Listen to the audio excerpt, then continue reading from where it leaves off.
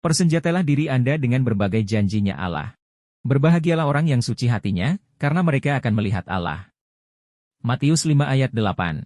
Ketika Paulus menasihati kita untuk mematikan perbuatan-perbuatan tubuh oleh roh, Roma 8 ayat 13, saya mengartikannya bahwa kita harus memakai satu-satunya senjata dalam perlengkapan senjata roh yang digunakan untuk membunuh, yaitu pedang, firman Allah.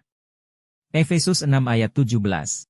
Jadi, ketika tubuh kita akan digiring ke dalam perbuatan dosa oleh rasa takut atau keinginan tertentu, kita harus mengambil pedang roh dan membunuh rasa takut dan keinginan tersebut.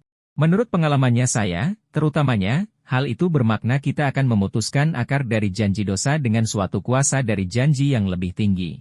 Misalnya, ketika saya mulai mendambakan kenikmatan seksual yang terlarang, ayunan pedang yang seringkali memutuskan akar dari kenikmatan yang dijanjikan oleh dosa ini adalah, berbahagialah orang yang suci hatinya, karena mereka akan melihat Allah.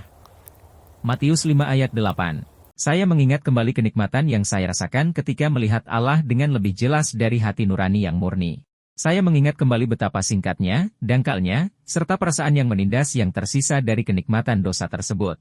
Dengan janjinya, Allah telah membunuh kuasa dosa yang menaklukkan tersebut. Memegang janji yang sesuai dengan pencobaan yang dialami pada saat ini adalah salah satu kunci keberhasilan peperangan kita melawan dosa. Namun, ada kalanya dalam pikiran kita tidak memiliki firman Allah yang sangat klop.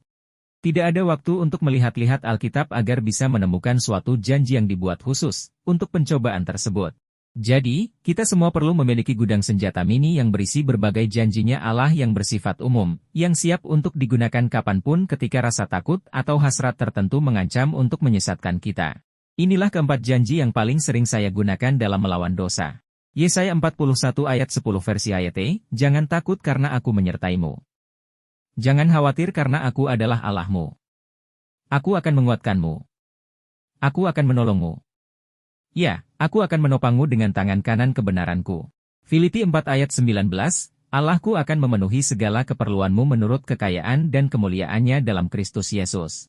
Janji itu tersirat dalam Filipi 3 ayat 8, segala sesuatu kuanggap rugi, karena pengenalan akan Kristus Yesus, Tuhanku, lebih mulia daripada semuanya. Serta, tentu saja, Matius 5 ayat 8, berbahagialah orang yang suci hatinya, karena mereka akan melihat Allah. Teruslah menambah isi gudang senjatanya Anda dengan berbagai janjinya Allah. Namun, jangan pernah melupakan beberapa janji pilihan yang sudah dijadikan Allah sebagai berkat dalam hidupnya Anda. Lakukan kedua hal berikut ini. Bersiap sedialah dengan janji yang lama. Temukanlah janji yang baru setiap paginya untuk dipegang sepanjang hari.